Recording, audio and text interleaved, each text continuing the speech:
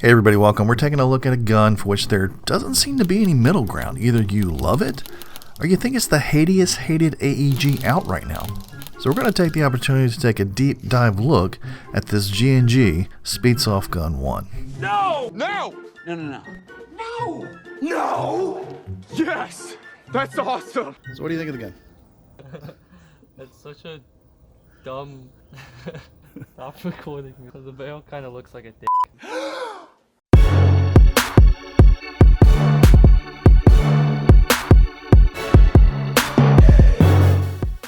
Hey everybody, welcome. If this is your first time here and you're into gear guides and gun reviews and gameplay and all sorts of other cool airsoft stuff, join us now by hitting that subscribe button and that notification bell so that you don't miss anything. Today we're taking an in-depth look at the G&G SSG USR Speedsoft gun, which basically is just a combat machine at its heart with greatly overhauled aesthetics. And this one is provided to us by Fox Airsoft for review, where it goes for $269. It's been out for a little while and there doesn't seem to be a whole lot of middle ground on it. Either you love it, or you think it's the hatiest hated AEG out on the market right now.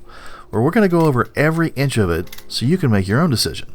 But first, let's see what's in the box. Oh, what's in the box? Like I said, I have been wanting to review one of these for about a year. I just could never get my hands on one ever since they came out.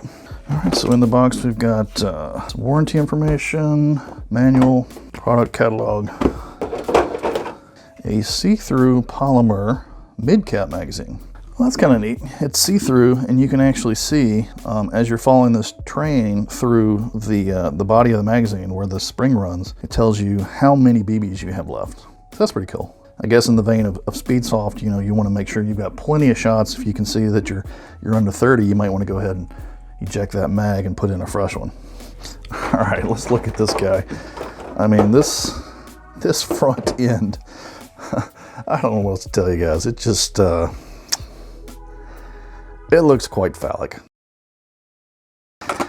I mean, it is very paintball looking. I mean, it's a broad diameter cylinder and then just a gigantic orange emblazoned front piece. Got a little tiny bit of pick rail on the top and the bottom of that orange piece, but got some limited real estate up top here for optics or whatever else accessories you want to put up top. A little bit of pick rail.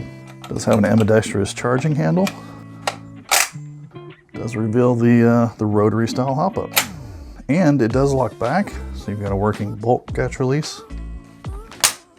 Nice flat competition style trigger. Now I have seen these, and I think it's configurable. You can order them with different triggers and different trigger guards, and I've actually seen them with no trigger guard and the double trigger so that you can just feather your shots like that. Yeah, see right here you've got a picture of the one that's got the super enlarged trigger guard and the double trigger, which I'm not sure why they offer it. I mean, that's going to be very situational. There's a lot of indoor fields that do not allow either one of these. So there you go, there's another good picture of it right there. On the back of this sucker you've got a retractable crane stock, I believe. Yep. But it also swivels. Let's see, how does it swivel? Is it this thing? Nope. Oh, there's no button. There's just little notches for it, so it swivels. It swivels down quite a bit, so you can literally swivel this down out of your way, although that completely occludes your wrist right there, so you can't use it that way. Probably that's about the most you're going to get out of it. I guess this is so you can really pull it in close and get around corners inside your CQB arenas. Kind of an interesting concept. All right, guys, there you go. Tell me what you think about it. That is the G&G Armaments SSG-1, and like we said, it's the hatiest hated airsoft gun there ever was to hate. But we're going to do an in-depth review of it, and we're going to show you exactly how it performs. And I have a sneaking suspicion it's going to perform really well because it is that combat machine platform. Alright guys, I know you want to see this gun shoot, so let's go over it real quick. The SSG-1 is essentially G&G's tried and proven combat machine, so no matter what you think of it visually, it's going to perform like a combat machine. Weighs just under 5 pounds, 28.5 inches long, 9.25 inch barrel, and going from tip to butt you've got this enormous flash hider with lightning cuts up front with a bit of pick rail on the top and the bottom, and I'm not really sure what you're going to use that for, maybe a tack light or a stubby foregrip maybe. Then it has this unique cylindrical barrel going into a reinforced polymer receiver. You've got your Combat Machine logo engraved on the left side, short bit of Picatinny rail up top for optics and accessories, Then you got a full ambi charging handle that flips open the dust cover, locks the mock bolt back to reveal that rotary style hop up. The bolt catch releases on both sides. Fire selection controls are also only on the left, full semi and safe.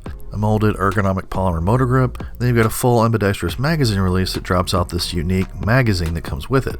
It's a 105 capacity mid-cap mag with a BB chaser. And what's neat about this is that it's see-through and it has these markers along the BB channel to tell you exactly how many shots you have left. And I thought that was pretty cool. Now moving back, you have another unique feature for the SSG-1. It's this retractable crane stock that also has variable angles you can pivot it to. So you can put it at whatever angle you're comfortable with, either traditional or maybe sling it down low to pull it tight into your shoulder for tight angles, or maybe to not interfere with that dye mask you're wearing, or some other full face paintball style mask for indoors. And let's take a second to talk about customizing and accessorizing this gun. You can get this flash hider and this barrel and oversized trigger guards and blade triggers for this bad boy in all kinds of colors. And you can mix those colors to your heart's desire. Maybe even mix in some colored PTS Speed QB magazines. And before you know it, you've got yourself a full-fledged paintball gun. What? Now on the inside is the Combat Machine gearbox, so I expect to see Combat Machine performance and a good hop-up unit. It's got an integrated MOSFET with programmable 3-round burst capability, so it's perfectly safe for those 11.1 volt LiPos. And the G&G electronic trigger unit supposedly increases trigger response and prevents burns or locks, no matter how rapidly you're feathering that semi-auto. Now it advertises 340 to 360 feet per second with 0.2 gram BBs, so let's go see how this guy performs right now.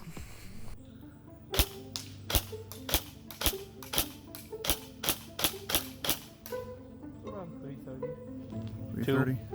Well, I guess that's good for indoors, which is kind of what it's meant for. Okay.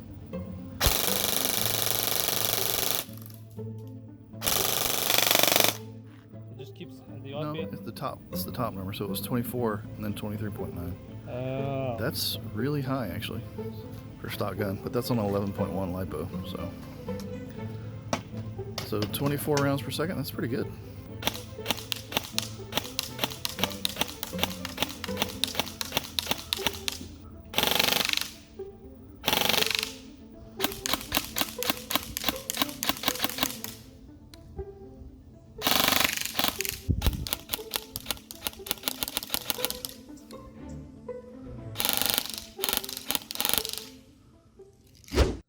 Alright guys, so there you go. A lot of people love it, a lot of people hate it, but when it comes down to it, it gives you the solid performance of a tried and true combat machine. So the rest, as they say, is up to you. If you like what we're doing here and you haven't already, join us on our airsoft journey by hitting that subscribe button and that notification bell so that you don't miss a single video when they come out. And until then, we'll see you next time. This is weird. But look at the front of it. I know, this looks like a gun that shoots slug rounds. It looks like a Because of the big giant barrel? looks like a paintball gun. No, this is 100% a slug round shotgun. Let me ask you a question. Does that look phallic to you? Yeah.